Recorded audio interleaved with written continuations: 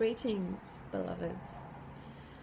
So today is the 9th of July 2017, and I'm just going to do a small video on the full moon, as I promised I would. So before we get into perhaps, exploring some of the features of this full moon, let's just start with the very basics and just remind ourselves of what a full moon truly represents, which is basically illumination and awareness. Now, we think about those words and we use them quite loosely, but there's incredible power in being illuminated and being aware. And for those of you who feel you are, you know what that feels like and what I'm talking about. So why am I highlighting that? Because I want us to get a sense of what a full moon represents. So we're talking about, astrologically, we're talking about two planets directly opposite each other, in this case the sun and the moon. It is when the sun and moon are opposite each other that we get that beautiful full moon in the sky. Oppositions in astrology, which is exactly what we're talking about now, are really that opportunity and potential for one to become illuminated and to become aware, that crystallization. The opposite to that, or the beginning of that rather, is 2 weeks ago when we had a new moon, for instance. The new moon is represented by the sun and moon actually being together in the sky, which is why you don't see any light, and that's quite symbolic actually, because when there's no light, we have darkness, right? So you cannot see what the potential is of whatever it is that is there. So it's like when you plant a seed, you put it in the pot plant, you may have dreams, hopes, expectations of what that's going to form as, but you won't actually see it until it illuminates, which is during the full moon. So that's what full moons do. They illuminate, and sometimes that can be quite painful. That's not always a pleasant experience, because it depends on what you are prepared to see, accept, and surrender to as well. This particular full moon is in Capricorn, and so it's a very earthy, grounding energy. We're talking about grounding to Mother Earth, to nature, to Gaia.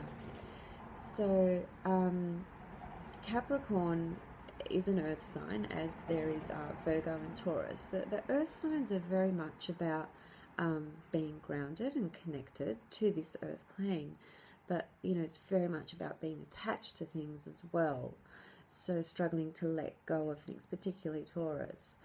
Anyway, so the moon in Capricorn is right next to Pluto in this particular situation, or this particular day. And Pluto is an incredibly intense energy. It's hard to deal with a lot of the time, because when it steps in, it's really saying, hey, it's time to actually let certain things die, let certain things go. And when the ego's there, in the forefront, and it's really struggling with this, it's wanting to just hang on to whatever it is, because the unknown, which is what Pluto is, it's the unknown sort of energy or space, is really, really threatening to the ego. So the ego just would rather hang on to what it knows, what gives it a sense of security or safety, I guess. But Pluto energy is it's incredibly powerful. It's the ruler of Scorpio, and it's that energy of still waters run deep. So how deep do you want to go, with this energy? How capable are you of going into those deeper realms within your own self? Pluto did something in my own chart just a few months ago. It's actually the most powerful transit I've ever had. It's when my father transcended and left his body. The person that I've loved the most on this particular journey And that's been a real struggle for me, to let go of that so that I can allow new life to come in, which is literally what's been happening for me. That's included many sleepless nights and deep, incredible emotional purging. And I'm mentioning that not because I want to talk about my experience necessarily, but I just want to sort of give a reference point of how powerful Pluto is. So when it comes in, it really asks us to let go. And as I said, when the ego doesn't want to, you know, you're in this battle and struggle, and it's an internal sort of mental and emotional struggle.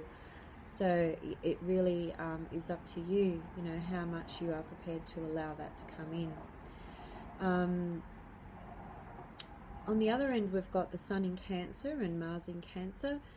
Mars in Cancer is in its detriment, so it's not the best place for Mars to be in. But we're sort of looking at this, I suppose, this full moon as a whole. And when we're talking about Cancer energy, we're talking about that that nurturing, that loving, that taking care of ourselves, of Mother Earth and humanity, really. I mean, we all need to be looking out for each other. You know, we're all in this together. These two energies are incredibly masculine. And you know, that does concern me a little bit, because from an ego 3D level, these energies can really bring up some really dark sort of energies on the earth plane. But you know, I'm not going to put that out there as part of my reality. I'm just very aware that, you know, that's a possibility. When you're working spiritually though, and you're drawing in the light and drawing in your higher self, you're really able to utilize this energy, this particular energy, as because Mars is about courage, drive, willpower, the ability to initiate things. So what can you bring your courage into at this point in your life to actually move through something that you have been really struggling to move through and to work through? So Mars gives you that courage, but it has to be in a nurturing way as well. It's not ego about pushing people out the way and getting what you want. I'm not talking about that energy. I'm talking about just that strong sense of self-empowerment, but for the benefit of everybody, you know, collectively, and this beautiful earth that we live on. And the Pluto next to the moon, as I've briefly already mentioned, it's really about purging that old emotional programmed junk, lower astral junk that holds you back. And that's connected to your core beliefs, so what you believe about yourself, what you believe about life, you know. So this is an opportunity to really go into all of that and really look at that from a much deeper place, and decide, choose, you know, what is really needing to be let go of at this point in your life. What no longer serves you? How can you release that? So, you know, anything we hold on to has an emotional experience and attachment to it as well. And this is where Pluto is incredibly powerful in this full moon, because it's saying you can go into those incredibly deep fears and feelings that no longer serve you. They're old programs, you know. It's time to let go, time to cut the cords, remove, let go, you know, transcend, transform. And that's what this energy says to me, transform. I love this energy. It's very powerful. This particular full moon is leading us into the total solar eclipse, which is happening late August next month. I'll do another video on that and talk about that, because that's really powerful, that particular solar eclipse. It's conjunct Regulus, a really powerful fixed star. And yeah, I'll leave that for another video. But just to sort of finish up on what I've been kind of sharing here today, I'd be interested to know, you know, how this how any of this relates to you, or, you know, if you have any questions or comments, if you've watched my video, please feel free to comment below, or to send me a private message. I just want to say though as well, remember, and I always say this and I probably always will, any full moon or any astrological alignments that are taking place, if you want to know how they are working in your own life, you must look at your own birth chart. This full moon is in Capricorn. Yes, it's conjunct Pluto. Yes, it's opposite Mars. Yes, so that's a collective experience. But where is this full moon in your birth chart? Where is it located? What house? What's aspecting it? It is those individual, unique sort of features of your own birth chart that will give you a much clearer picture of how these energies are working for you.